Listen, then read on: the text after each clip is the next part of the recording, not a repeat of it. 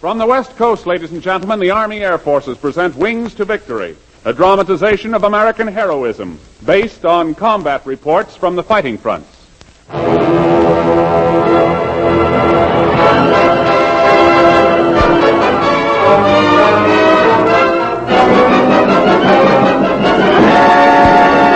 Uncle Sam presents Wings to Victory.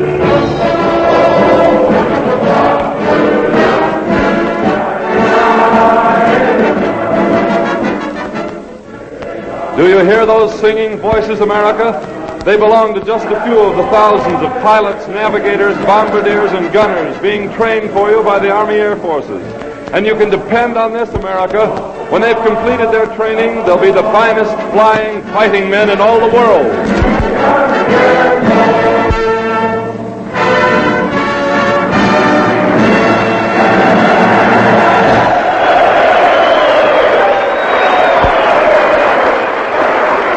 Attention, Mr. and Mrs. John Jones, USA. The story of the great air battle at Wewak, New Guinea, in which the Japanese lost 317 planes and more than 2,000 air personnel, and how your Army Air Forces avenged the massacres at Hickam and Clarkey's of the war.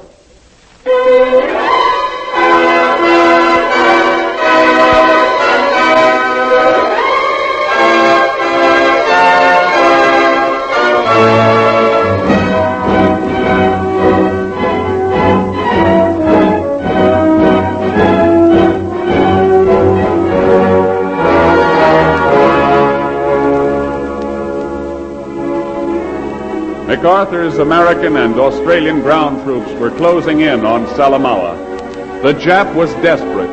He had already lost heavily in ships and planes trying to defend Munda to the south on New George Island. 350 miles to the north of Salamaua at Wewak, he had 4 good airfields. In a final effort to save face, Tojo strategists decided to mass a dangerous force of bombers and fighters at Wewak. Secretly assembled, this force could strike with overwhelming effect at the Yanks and Aussies who had tightened a ring around Salamaua. It was a slick scheme, but it went wrong because the Yanks and Aussies were on their toes.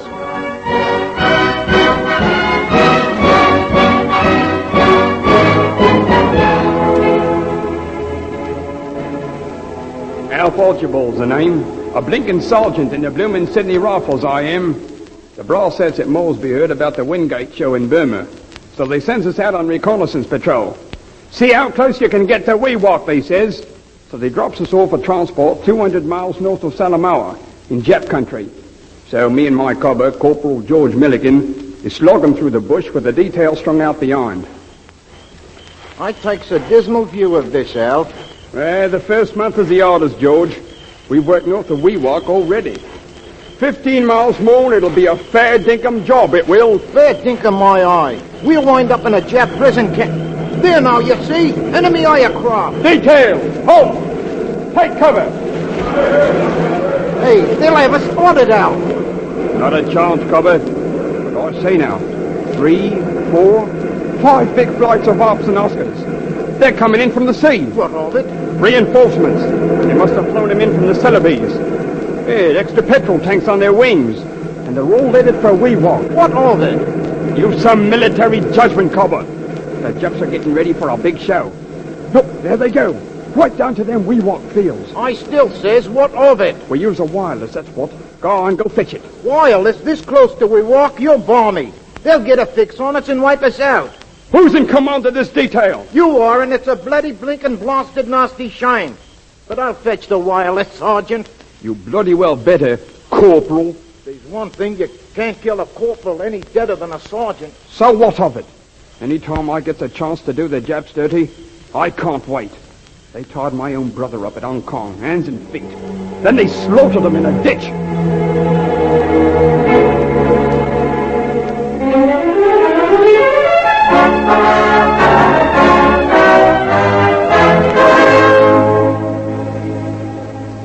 My name is Plaisted, Captain John H. Plaisted. I'm an Air Force intelligence officer attached to our headquarters in New Guinea. The reports on Wewak cleared through me, and I had the word of a sub-skipper and an Aussie patrol to corroborate other information. So I went in to see our general. Good morning, Jack. Good morning, sir. Have you had time to read my memo? Just finished it. Looks like the Japs are cooking quite a thing at Wewak, huh? Yes, sir. They've sneaked in at least 400 new planes. That many? Well, I've averaged 9 reports, sir. Maybe we ought to take some pictures, eh? Well, it'd clinch the case all right, but I wish you wouldn't, sir. You see, Recco planes would tip them off, and we purposely neglected Wewak, hoping they'd do just what they've done. You want to jump them cold? Well, they jumped us cold a couple of times. I'd like to see them hit just once without warning. Yeah, so would I. But we're involved at Salamaua, and I don't know what General MacArthur would say to Sir, that. he'd love it. He knows that every man down here has been dreaming of a chance like this. All right, I'll ask him. Today, sir, every minute's an added risk. Okay, Jack, I'll get right on it. Thank you, General. You know why I was so eager in there, talking to the old man? Because I'd walked across Hickam Field that Sunday morning. They'd picked up the wounded, but not the dead. And our planes were still burning. And I saw 3 boys I had dinner with the night before. I still see them.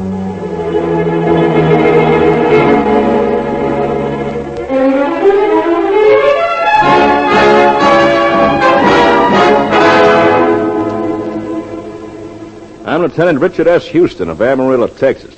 I was bombardier navigator of a B-26, the Killadilla. But Major Dykes, our flight surgeon, grounded me. Said my nerves were in bad condition. He wanted me to tell him what was riding me, but I wouldn't. That was one thing I couldn't talk about. But Major Dykes cornered me in my tent that morning. Hey, Ricky. Oh, good morning, sir. Is this a private gloom session, or can I sit in? Help yourself, Major. Thanks. Cigarette? You told me to lay off for a while. Oh, so I did. Go ahead, tell me the skipper's going to ship me home. Ship you? No, nothing of the sort. What gave you that idea? When a man's grounded, that comes next. Ricky, I want to tell you something in confidence. Yes, sir. The General knows a place where 400 Jap planes are sitting on the ground. So do I. Where? Tokyo. No. This one is a whole lot closer, Ricky. No kidding. Close enough for us? Yep, and the Japs don't know we know it. Maybe tomorrow morning every plane in New Guinea will drop in on them. Shoot it, Stocky. You're just trying to torment a guy? Don't tell me it's going to be a real low-level strafe with guns and fragmentation bombs. Don't do that to me. You'd like that, eh? The man would die happy seeing it, let alone getting a whack at it his own self. Look, Doc. We better not discuss this anymore. You got the rank on me and my... Want to go on this raid? Lay off me, will you? Please lay off Calm me. down, son. Oh, yeah, sure. I get it. One of these psychological experiments and me the guinea pig. Okay, I fell for it. Yes, I think you did. And it's worked out all right. I'm going to send you back to the Killadilla. Send me back? Let me fly? Yep. But you should have told me about that bailout over Port Moresby. I can't remember the personal history of every man in the Air Force, and I keep forgetting that Texas boys don't like high-level work. So long, son. Doggone if Doc hadn't seen through me. He knew I'd have been eating me day and night for weeks. When a man's hung in a chute and watched Japs kill other boys all around him, he just ain't satisfied to drop bombs from 15,000 feet. He wants to see him get it, up close.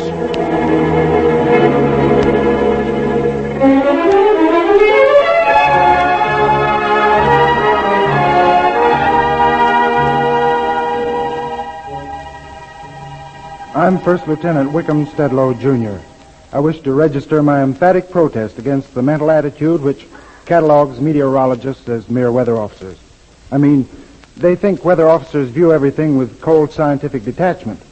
I wanted to see the Wewak show a success as much as anyone. But when the general called me for a consultation... Lieutenant Stedlow reports as ordered, sir. Stedlow? I'm the weather officer in charge, sir. Major Johnson is on sick leave. Oh, yes. Got your maps? Yes, sir. Good. Now, what kind of weather can you promise us for Wewak? First light in the morning. Wewak, sir? One moment. Wewak. Quite favorable. High-pressure area is just nudging the coast. I'd say visibility is extremely good with light variable winds from the southeast. No good, Lieutenant. Sir, I beg your pardon, but I don't quite... You weather boys have let us down. I don't want clear skies over Wewak. I want a weather front moving across the Owen Stanley Mountains so we can bust out of that haze and massacre all the Japs at Wewak. Oh, I see. No chance of that tomorrow morning? Oh, not the slightest, sir, but if you'd be patient, there's a dandy little storm making up over the How Bandit long Sea. would we have to wait? Well, 48 hours at least. No good. We'll have to go ahead in your nice clear weather. Well, couldn't you wait 30 hours, sir? There's one other possibility I overlooked. What's that? Well, Parker, our man at Moresby's, been making a study of Owen Stanley Mountain thermals. Now, I note here in his $1,400 report that his isobars are almost looped for the area opposite Waywalk. What does that mean in plain language? Local thunderhead, sir. That could be almost as good for your purpose as a sustained cyclonic... Okay. I'll settle for a local thunderhead. Can you deliver one inside of 30 hours? Well, I can answer that more positively after I've flown across that thermal belt, sir. Thermals are such tricky little scamps. Look, kid, I want a thunderhead or a front or just a big cloud. I want it awful bad. It's a personal matter to me and lots of others in this Air Force. Understand? Yes, sir. That night I found the general's weather for him. I found it at 26,000 feet. A beautiful force 5 gale was blowing into the Owen Stanley Mountains and striking thermal shafts with a 26-degree temperature variation. I knew we'd have a tidy little cyclonic storm across that mountain range by morning. I flashed my report in code, but I felt nothing personal toward the Japs at Waywalk. From a scientific point of view, the Japanese race has no sociological or cultural right to claim a civilized status. Does one hate baboons for being baboons?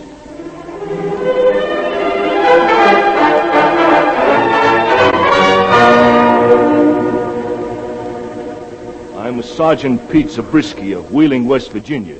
They call me a ground crew stiff, a mech, a greaseball. My outfit works for a Liberator squadron. The night before the Waywalk show, they rousted us out at 2,300 hours. They gave us just 5 hours to load the guns and bomb up the squadron.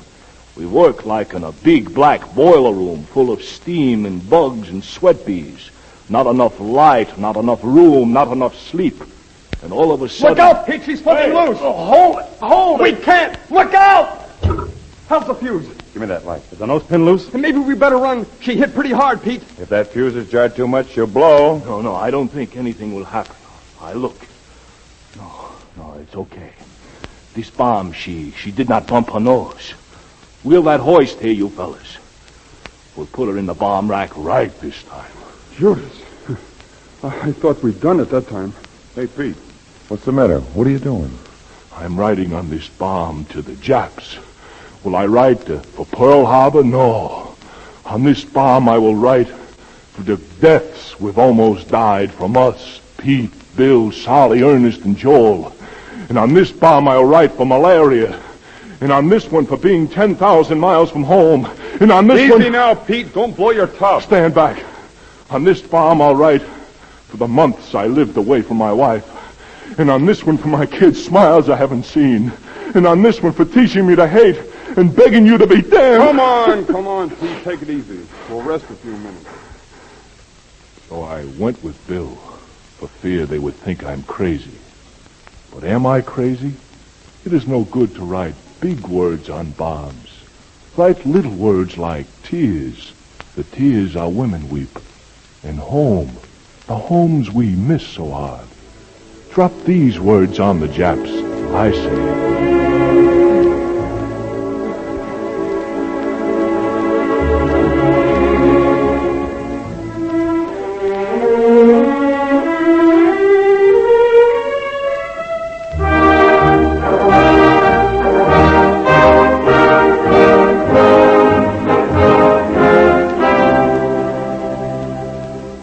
Andrew Jackson Parks, that's me.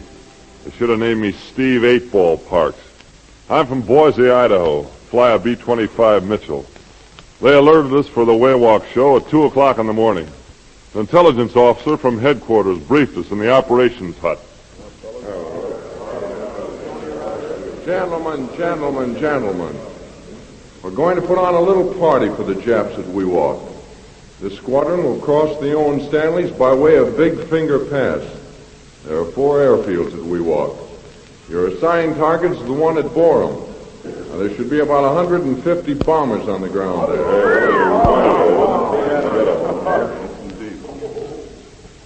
You'll carry fragmentation bombs for the planes and plenty of MG ammunition for personnel. We want the planes first, of course, but we hope to pile up a lot of Jap air crews as we pass by.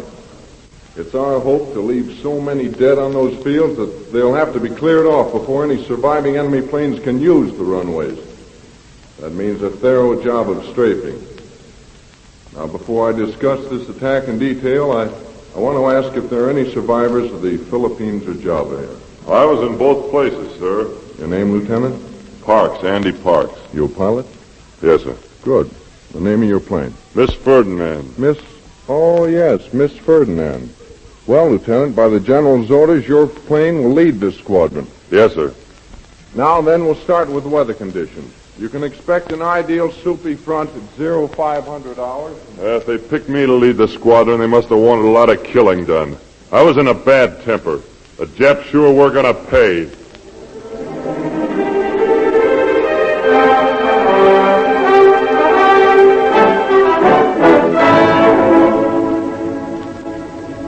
I'm Second Lieutenant Henry Johnson at Three Oaks, Iowa. I fly a P-38. This here Wewak show was to be my first combat. The skipper told me the only reason I got a chance to go was I needed every plane in New Guinea. The talk in our operations hut began to get me. I listened to the skipper and the other pilots. I told the old man it was no fair keeping us on top cover all the way through. We can strafe as well as the 40s and 39s. Sure we can. Tell him, kid. Tell the kid how it's done, Skipper. Yeah, I almost forgot Henry. Where is he? Right here, sir. Say, look, Henry. Have you practiced ground strafing? Oh, no, not much, sir. Well, it's simple. The 40s and 39s think they've got it on us because they have wing guns. All yours in the nose, remember? Yes, sir. That means you've got a single hose of bullets. Now, what do you do when you sprinkle a lawn with a hose? You wiggle it from side to side, sir. Well, he's smart. Henry's right on the Now, beam. pipe down, you guys. You're getting the kid confused. Now, look, Henry. There's just one other thing. When you catch Japs in the open, they flop and play dead. Don't let them fool you. They jerk and twitch when they're really getting the business. Yes, sir. I understand, sir. Now, if you'll excuse me, I left my Mae Weston pistol in my tent. Hold your breakfast down, Henry. I'd never heard such savage talk. I knew they were ribbing me, but it sounded awful callous. I wasn't scared exactly, just felt sort of bewildered. Yeah, maybe I was scared, but not for myself, not scared of being killed, scared of killing. Gosh, I thought, that's one heck of a note. Me, a fighter pilot, scared to kill Japs. Well, I don't know what made me do it, but I saw a light in the chaplain's tent, and I walked over there and... Chaplain? Mm-hmm. Oh, good morning, Lieutenant. I'd like to see you for a few minutes, if you aren't too busy. Come in, son. Thanks. You're the new pilot in Squadron 3, aren't you? Yes, sir. I'm Henry Johnson. Your first mission, eh? That's right. And Chaplain, the other fellows, well, they kind of got me mixed up.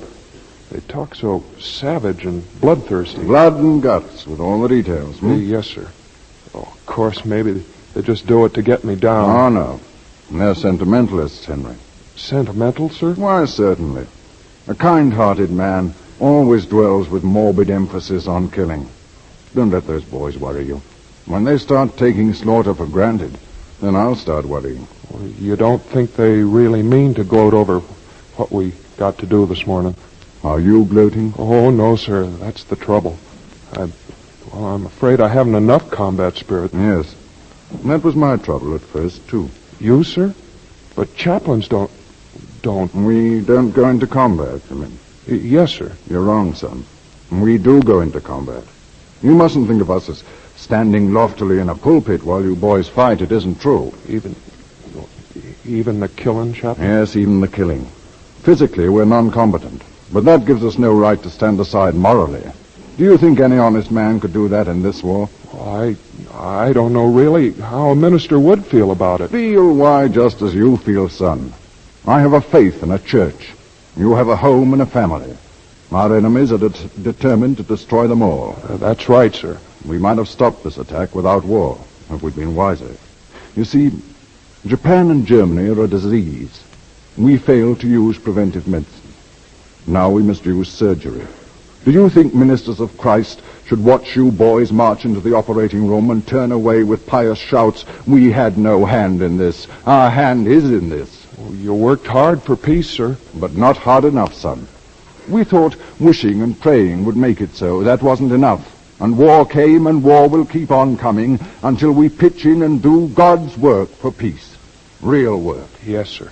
But just now, Our patient is at death's door. You see, Henry? I think so, sir. So I say to you what I say to all my boys. Cut deep and let the bad blood flow. It's an ugly, filthy job, but it has to be done. And I'm with you, son. Thank you, sir. Thank you very much. God bless you, my boy.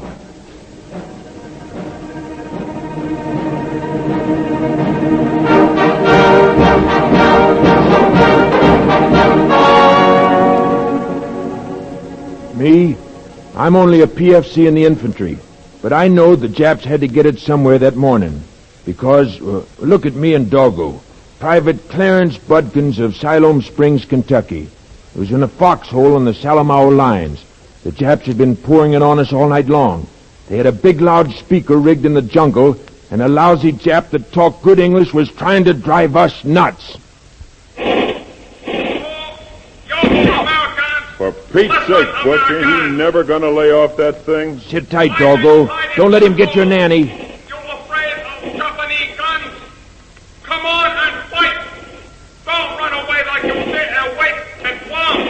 Come on, Butch, let's get that guy. Don't be a sap. They got machine guns every 2 feet. Well, how long we gotta take this thing? Why don't we charge them? Why don't we kill every one of those dirty rats? Listen carefully. I will now play Japanese official records of big, brave Americans from Wake and Bataan marching to prison camp. Okay, Japs, I don't take no more of this. Doggo, get down. I won't take no more. I'm gonna kill some skivvies. Let me loose. No, Doggo, it's just a trick. Wait. Here I come, you squint-eyed red-nosed flower. Get out of the hole and fight. Come on, bring your whole bag of rats. Doggo! Get down, Butch. That's an order. But they killed my buddy. They killed him. Shut up. We'll kill plenty of them when the time comes. When is it coming? How long do we have to crawl through this stinking jungle, yard by yard? Hey, planes! Our planes! Silence, stay down. They're ours! They're going north! Give them hell! Science, give them hell!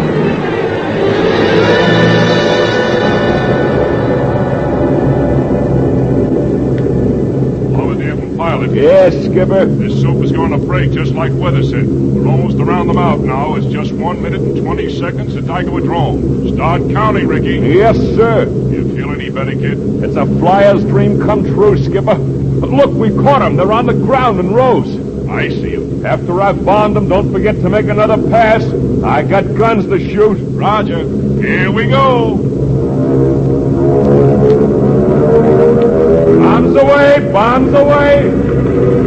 Turn, Skipper, turn! No hurry, kid. Give the other guys a chance with their bombs. The ground is lousy with running Jap. Turn, for God's sake, Skipper! Okay. Around we go.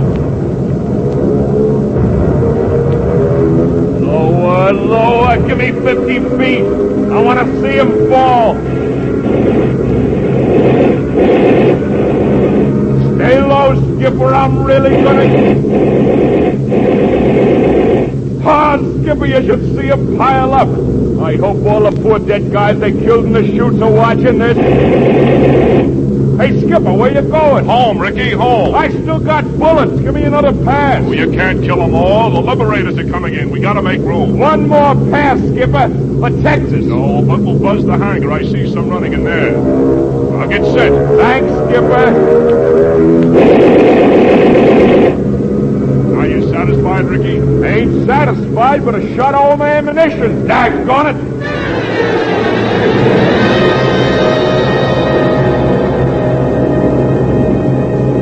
May 25 Squadron from Lieutenant Parks. This is Borum Field, dead ahead. Take echelon to left at 500 feet. Attention, all bombardiers. All those Nakajimas in the middle lane have crews aboard and are starting to move. Drop your bombs with 50-yard leads. Let them run into the bursts. Gunners, stand by to strafe. Here we go.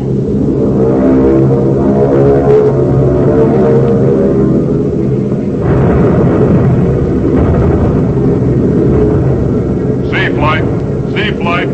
Turn left and take that dispersal room. Now come on, gang, with the guns this time.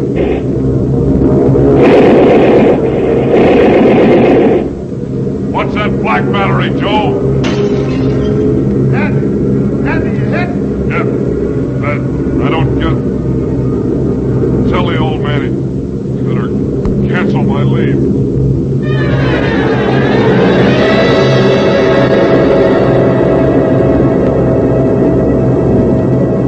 Lieutenant Johnson from Squadron Leader? Yes, sir? Move up to Gwyn with the first element if you like. We walk won't look so messy as it's going to look later. Thanks, sir, but I'll keep my regular place. Okay, Henry. Squadron 3, all pilots. It's our turn. Let's go! Roger.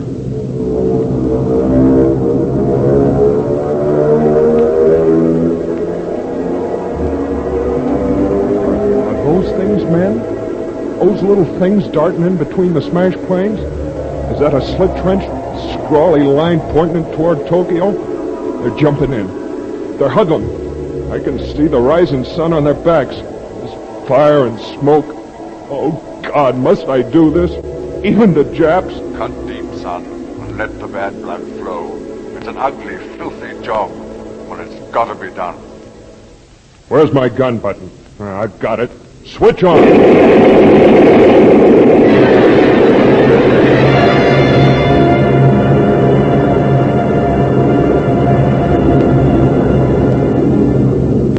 Air Force Commander to base. Receiving you, sir. Kindly report to General MacArthur that the Waywack action is a complete success. We've smashed 4 airfields, catching the enemy on the ground. He's lost more than 500 planes destroyed, many others damaged. 2,500 would be a moderate estimate of his dead. They're lying in windrows on the airdromes. Nothing I saw in Hawaii or the Philippines was equal to the death and destruction we have dealt the Japanese today. That's all.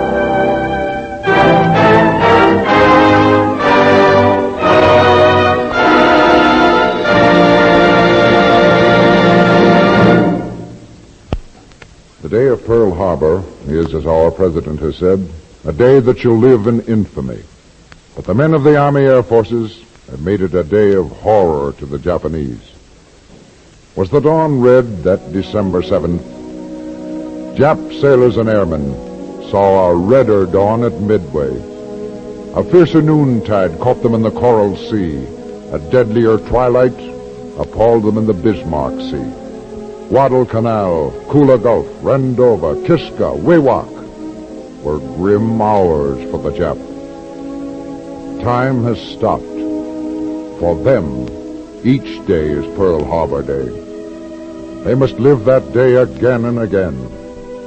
10 Japs have died beneath our guns for every second of it.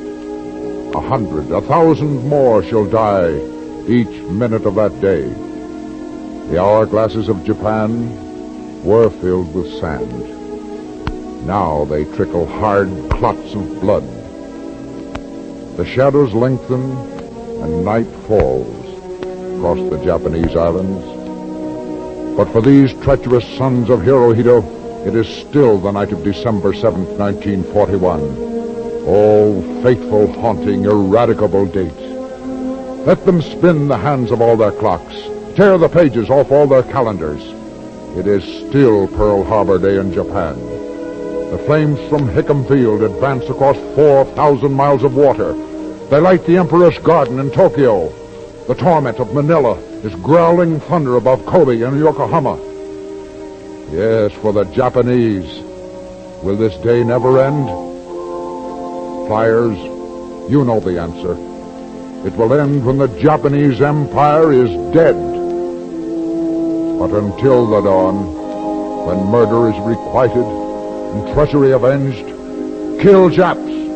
Kill them as the long red seconds tick. For to every man of us also, it is still Pearl Harbor Day. Wherever we are, wherever we fly, we lift our wings from those sad fields of ambush and carnage. We keep in our hearts that righteous, that holy indignation, which the blood of brothers foully slain must always demand of brave and honest men.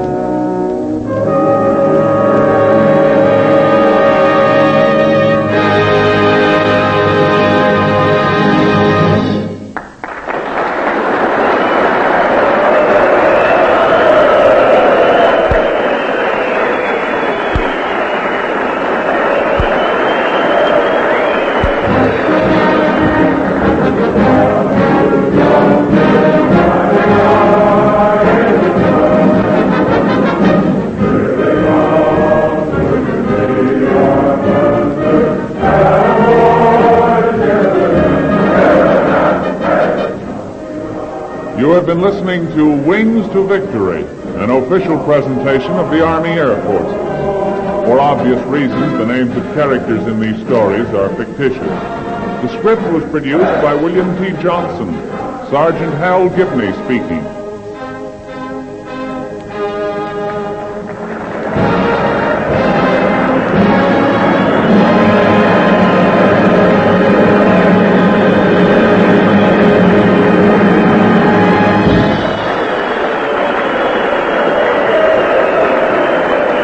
This war service program comes to you each week from the West Coast. And now, an important message from your government. 1, 2, 3, 4, 4 freedoms. That's what we're fighting for. Freedom of speech and worship, freedom from want and fear. It's the reason our husbands and fathers and sweethearts are fighting all over the world. And to wage that fight for us, the men and women at home, we've got to buy the bonds so they can do the job. We must dig deeper and deeper into our salaries and thus materially declare our faith in the 4 freedoms as a way of life. We on the home front are not asked to give our lives, but only to give up a few luxuries, a few comforts. Make what you already have do, homes and furnishings and clothes. Use them carefully and avoid waste or expensive repairs. That money belongs in war bonds. If you're investing 10% of your wages in war bonds, then increase to 15 or 20. Join a payroll savings plan. For freedom's sake, buy bonds. This is the Blue Network. We hope that you've enjoyed this recording, and for more happy listening, please visit otrcat.com.